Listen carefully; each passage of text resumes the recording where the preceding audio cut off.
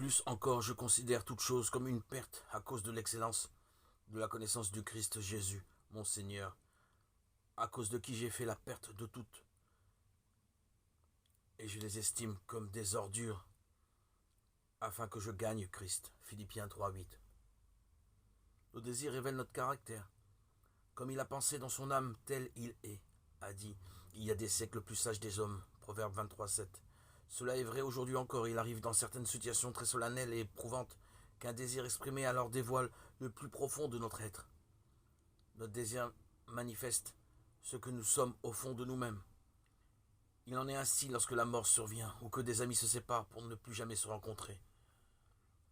Cela se produit aussi lors d'une grave crise spirituelle ou dans des moments d'épreuve douloureuse.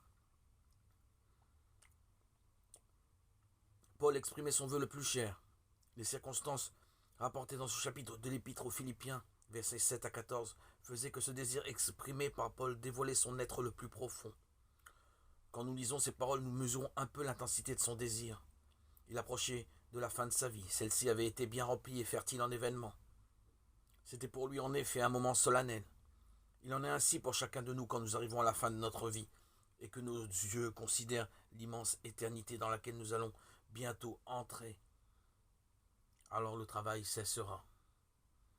Les choses apparaîtront telles qu'elles sont réellement et nous ne pourrons plus revenir sur nos activités passées, qu'elles soient approuvées ou condamnées.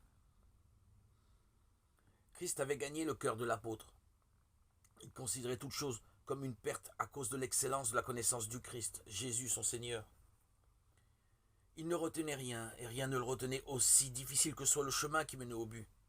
Peu importe que la colline soit escarpée, ou que le chemin conduise même à travers la mort. Il le suivrait jusqu'à la fin.